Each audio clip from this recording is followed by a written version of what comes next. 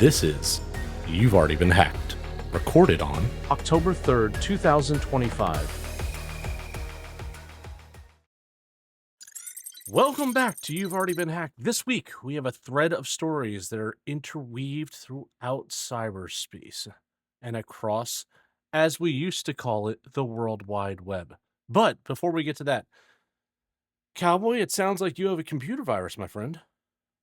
Yes. So my son sent me a link and I clicked on it and I got myself a virus. So sharing is caring is what they say, but I'm on the tail end of it. But for those who listen to our podcast strictly for my soft, soothing voice, I apologize for today's episode. He's going to have some dulcet tones, that's for sure. Little rasp in his voice. At least I'm going to sound serious for once. Don't click on the link. All right, well, let's get into it. Hackers are blackmailing execs with fake Oracle data, and it's working. Threat actors linked to the Clop, that's CL0P ransomware group, are launching a bold, high-stakes extortion campaign by claiming they stole sensitive data from Oracle's e-business suite, which is a critical platform used by thousands of enterprises for finance, HR, and supply chain operations. Oracle has not officially confirmed the breach, but multiple customers are reporting they received detailed extortion emails demanding payments to prevent public release of, quote, stolen internal data.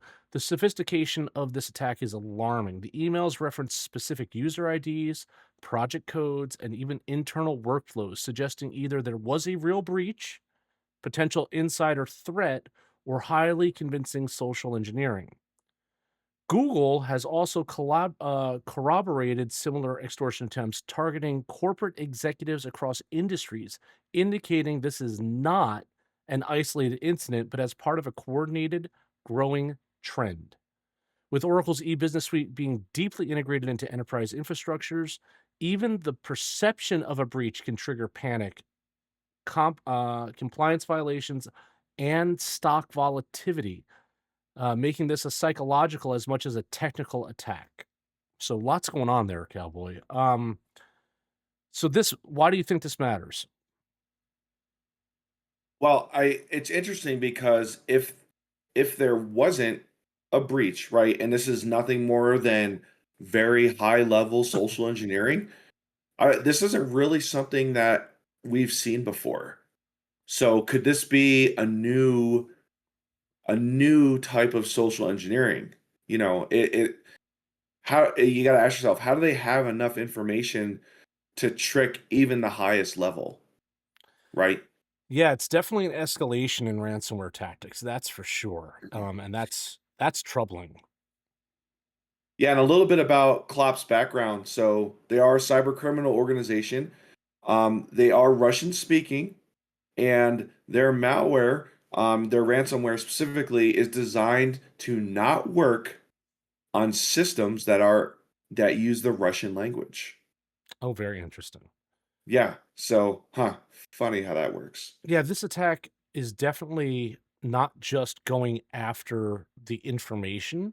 It's it's exploiting fear from like regulatory fallout and reputation damage and all the other things that go beyond just I'm going to take your data and hold it hostage, right? Like this is definitely um blurring the line between cybercrime and psychological warfare. This is a little more intense than what we have seen previously, for sure. Yeah, you bring a good point. Psychological warfare. I mean, you think about things like doxing, right? You think about things like when we were heavy in the war on terror, and they were sending emails and text messages to the loved ones of men and women deployed overseas.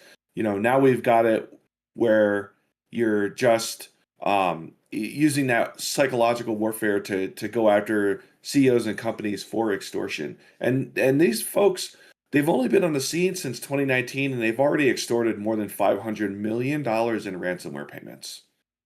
Just the cost In of doing in business. 6 years, the cost of doing business. Well, I'm in the wrong business. Yeah, but Yeah. that's uh, it's interesting. All right. So, what can you or should you be doing about this type of breach? Well, organizations right now must, if you have Oracle e-business suite, must immediately audit access logs to it, validate all 30, all third-party integrations, and train Mm. executive teams to recognize extortion email patterns. That would include vague data descriptions, urgent payment demands, spoof sender domains, etc. Implement a pre-approved incident response protocol for the data breach claims, including legal and PR playbooks, and never pay ransoms without forensic validation. Not that you should be paying the ransom anyway, but if you're going to. And most importantly, assume every breach claim is a test of your preparedness, not just a threat. Now, as I said in the story, and we should say it again here, just to be clear, Oracle has not confirmed that it is an actual breach. So if it's not, it's highly sophisticated from the psychological side or an insider threat. If it is significantly bad. So the advice here is check your stuff, check your logs if you are using eBusiness Suite from Oracle, because that seems to be where the nexus point of this activity is at present. I mean, it's not terrible. I don't think it's terribly hard to do, right? When you look at if they've been able to steal data or look at open source data or even just buy it and run it and look at the logs, they can see and put together how it stores its data, how it operates, what it does. So it would be easy to fake that. And then it doesn't take a lot of social engineering to find a couple people that, work there and start hitting them with information that's close enough. So yeah, Yeah, yeah. All right, our next story. The Pentagon just said stop making soldiers take cyber training. I have so Sort much of. to say about Yeah, this. well, so do I. We have a little experience with this, don't we? We do. In a stunning policy reversal, the U.S. Department, and I would agree with stunning on this, considering the how long it's been around. The U.S. Department of Defense has directed the military that military personnel no longer need frequent "quote unquote" cybersecurity training, equating it with beards and body fat requirements. This was all said during the Secretary of Defense's speech to the generals this past week, um, as is not helping the U.S. military fight and win wars.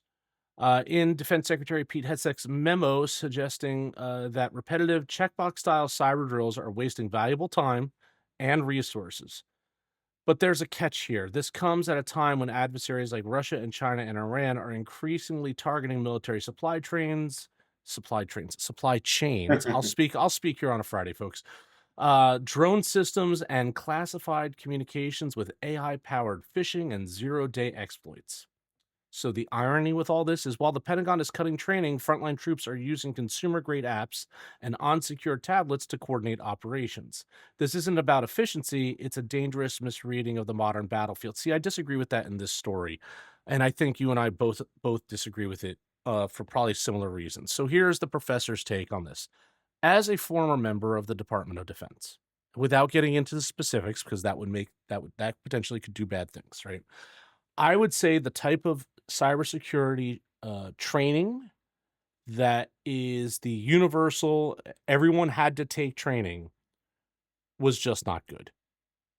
It was designed, I would say, for the absolute lowest common denominator, which I understand why that exists, but it really did nothing to prepare people for some of what this particular story is talking about, which is AI powered phishing, zero-day exploits, classified comm protections.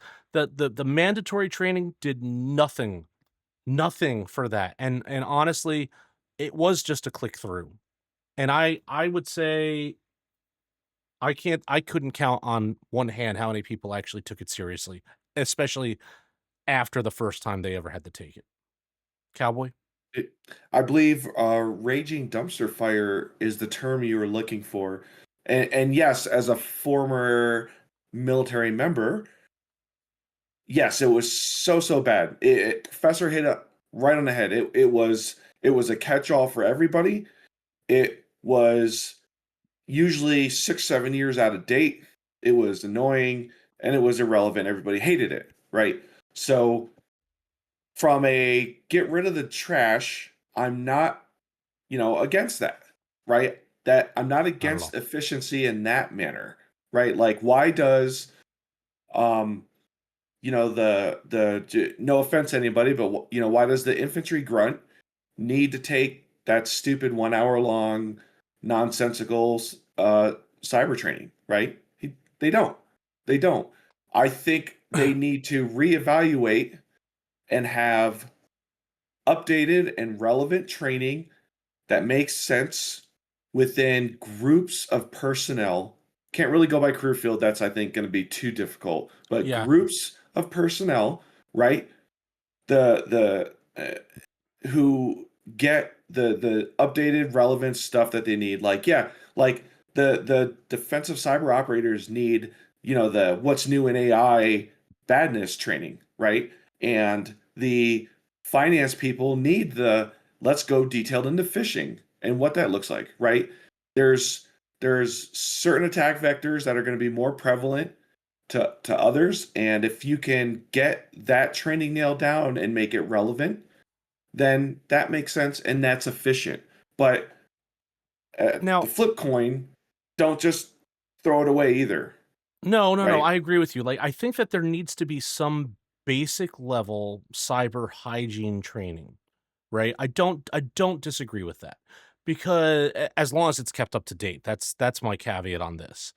Because Yes. year to year, the type of threats that have been shown to be experienced, they change. So your training should be updated to do that. That would make it relevant from an operational security perspective, right? I think the type of training that was given was rehashed year over year over year over year. Oh, And it was just like it was out of date or it was just not relevant. And I tend to agree with you that I think specialized training given a particular group, again, MOS or work field, I think is wrong, but a group based on maybe what their overall the mission. mission, yeah, the mission is would be relevant, but I also think that a shorter than an hour, Yes. definitely, basic cyber hygiene 101 that is updated at least annually, as long as it's updated annually and really updated, not just, change the graphics updated, Right. I think could be relevant.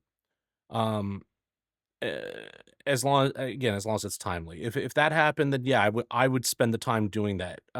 30 minutes max is really what you need for doing that stuff though. You don't need an hour, and some of that was just I'll be honest, folks, I don't know many people that took an hour to finish it.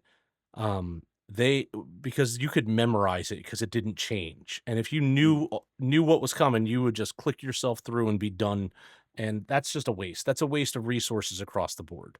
If right. I'm clicking through because I've memorized what's going to come in the training, then it ain't training me anything. So why do I have to do anything with it? Yes. And I think I took the same one for at least 12 years in a row.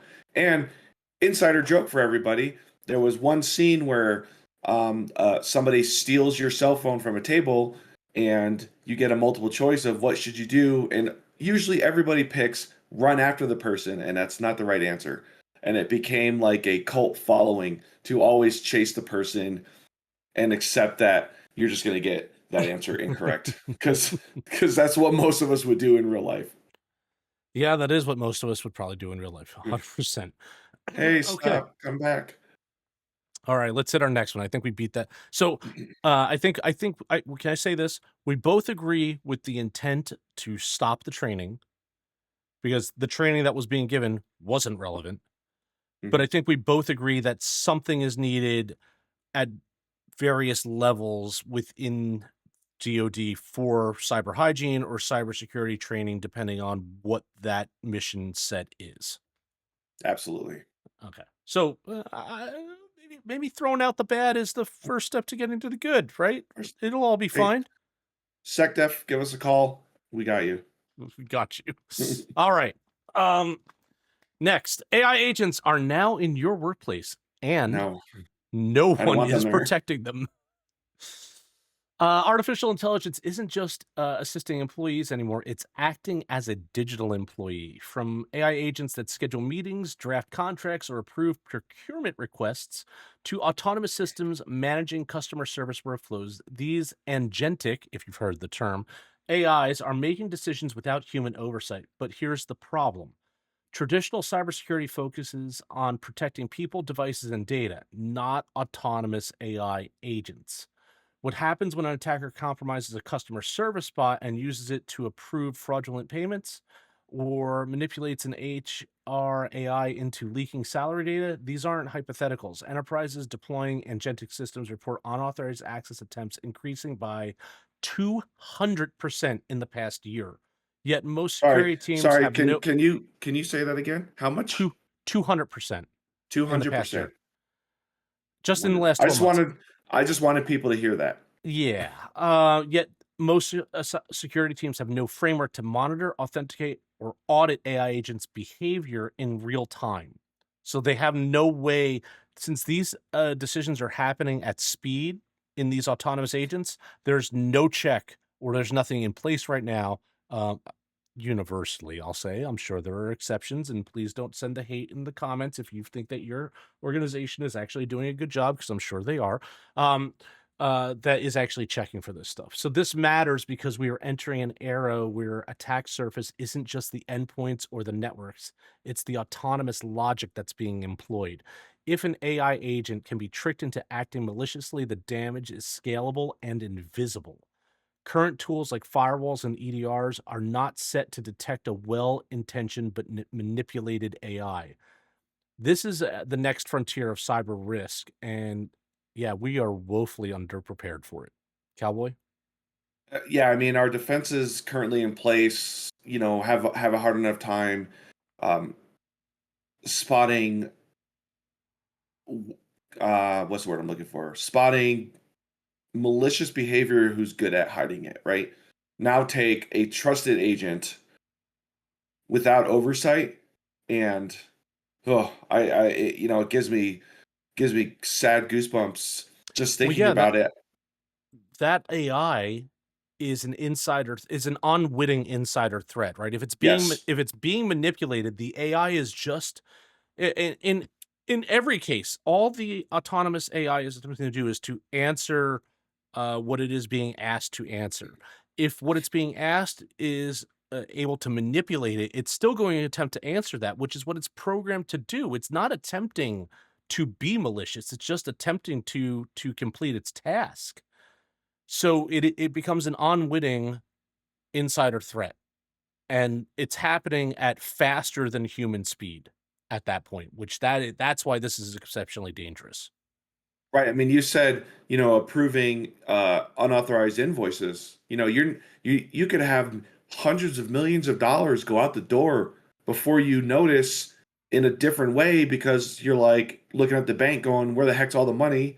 Right. Or I don't know, there's a weird spike in invoices and something else triggers, but the money's already been moved at Right. that point. I mean, I heard somebody bring up agentic AI just today at work, and the other day somebody's jumping out like, let's put an AI chatbot in there, and I'm like, oh God, like, I'm not opposed to it. Well, I want to be professor wants to be. I am not same. opposed to putting agentic AI or autonomous AIs or AI chatbots into the workflow in the workplace. I think there are many use cases where it makes a lot of sense to have the AI automate a large swath of task, right? I think that that is a valid use for it today. I think that you can have an autonomous system act up to a certain point before a human in the loop has to be there for an approval. I cannot think today, and I'm sure there are use cases, and if you have them, put them in the comments, reach out to us, whatever you want. But it's very hard for me to think of a scenario that is not, and even if it was, I would still want a human in the loop, that is not a life or death scenario that needs better than human reaction time to have something taken care of where a human would not need to be the approver or could not be the approver of something.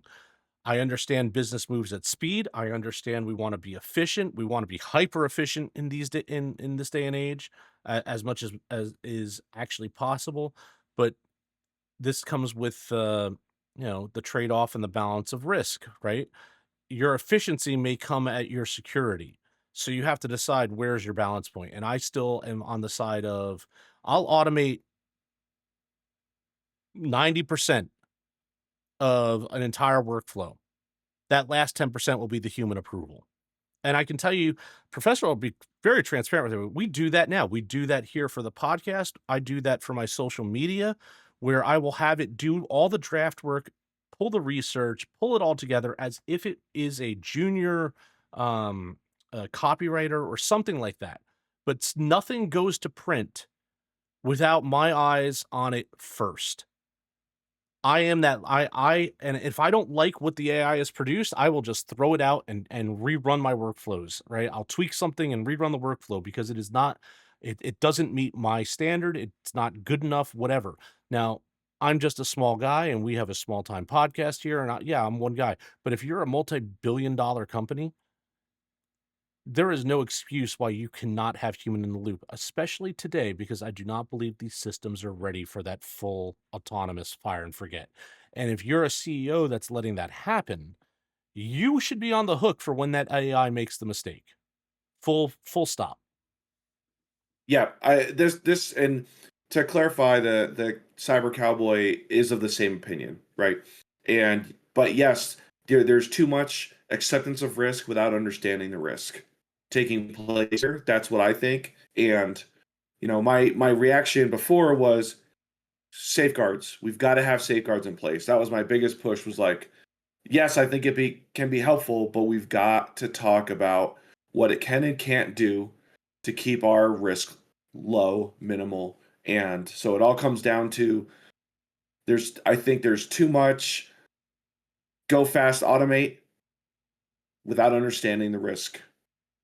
And without understanding how the models are actually doing things. I had to explain to a team today why a large language model was producing different results when asked the same question over and over again. And I said, well, this particular model that's been chosen is a reasoning model.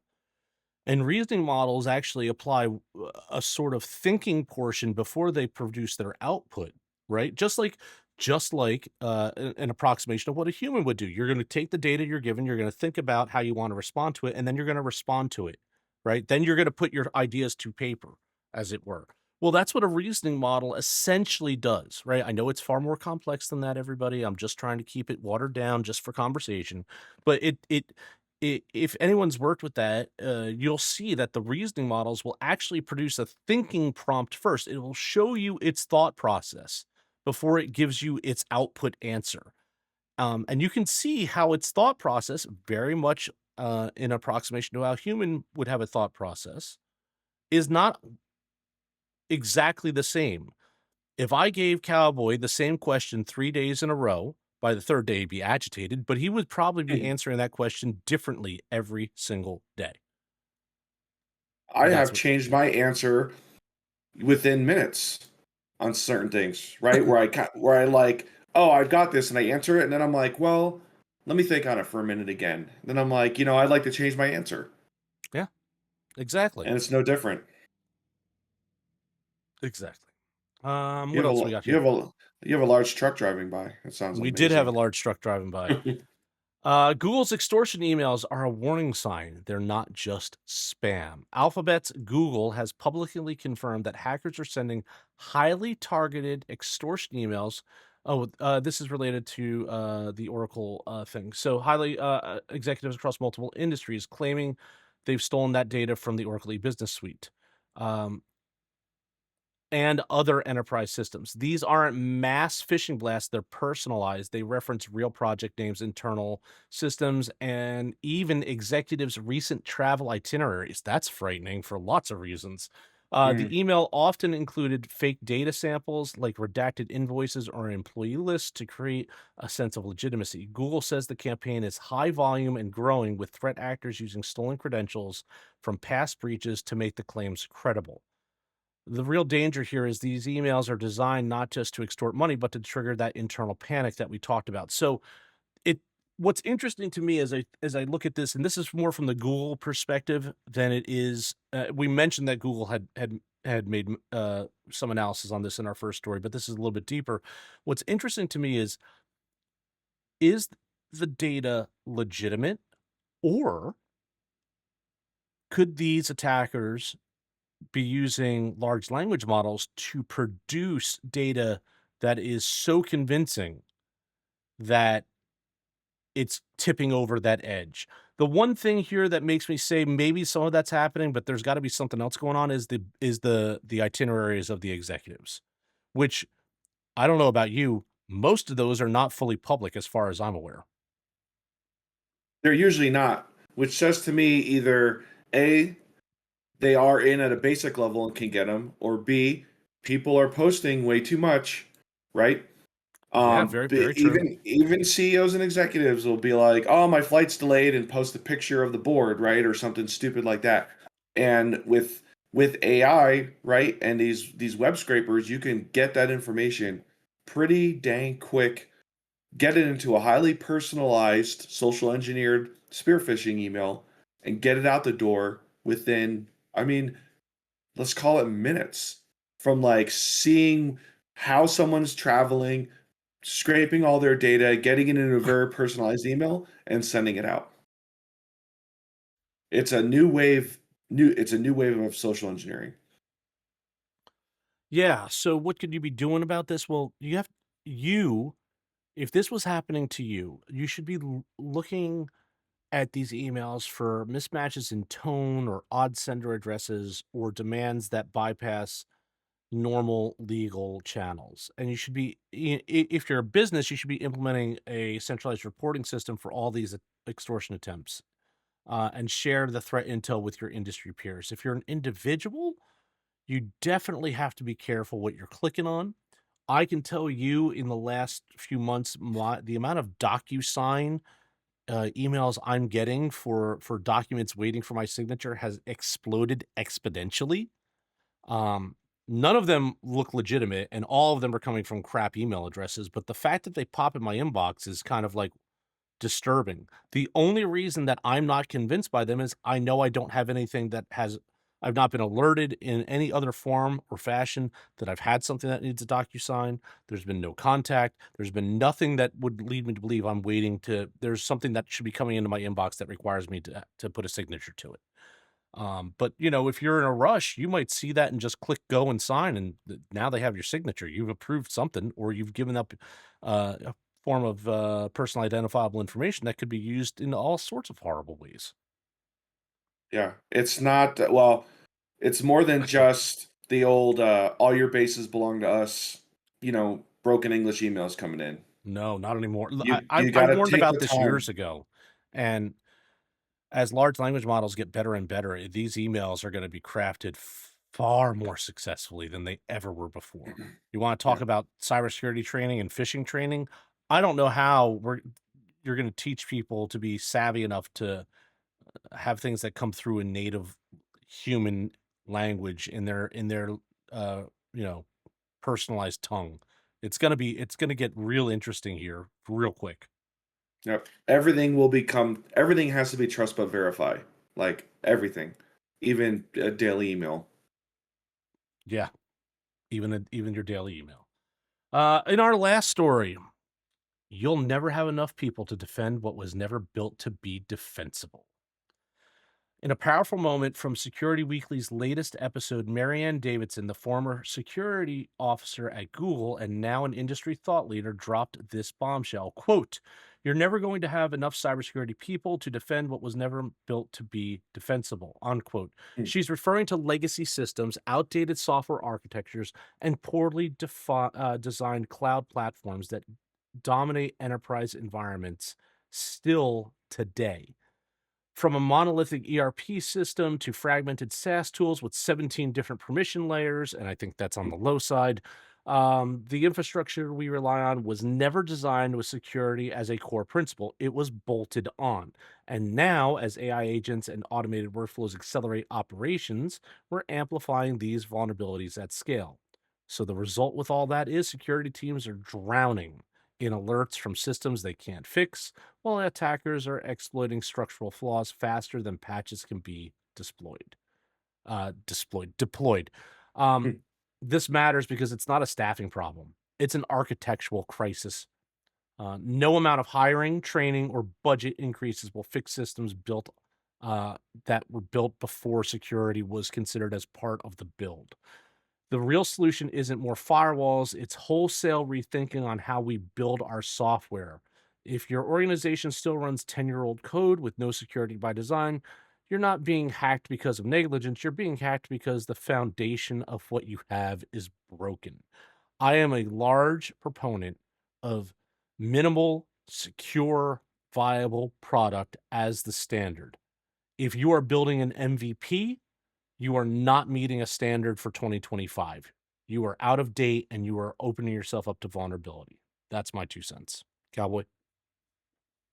Yeah, I mean, even the NIST framework has, you know, what, thousands upon thousands of controls and everything, and all of that is just the basics, Yeah. right? That is the people are like, "Oh, I've got NIST." Like, dude, that's just the bare minimum. You know what I mean? And God, that last story is so right, especially in the space world. Like, we want we want what it's for, and we'll worry about security later. We that is a farce, terrible, dangerous way of thinking and doing business, and we have to fundamentally change. Yeah. I mean, like we said in one of our earlier stories tonight, as we cross threads here with everything, things are happening at faster than human speed. And it's going to get faster and faster. There is no amount of money you're going to have and no amount of people that you're going to throw at things that are going to solve problems with systems that weren't designed with security as part of the system. And I don't mean security in the sense that I'm talking about a system that was inherently designed to be secure or to have zero trust or something that mitigates that risk in in that software design. If that's not part of your rollout or your plan, you're not just doing it wrong, you're failing today. Point blank and period. You're failing. I'll get off my soapbox now, cowboy. It's a good one to be on though. You know, the CEOs have to understand, like, yeah, it'll cost more upfront, but you're gonna save so much more in the long run. Unless you want your cost of doing business to be a $500 million loss. Wait, that's where we're at right now. We are mind boggling. All right, cowboy, what else you got for us tonight?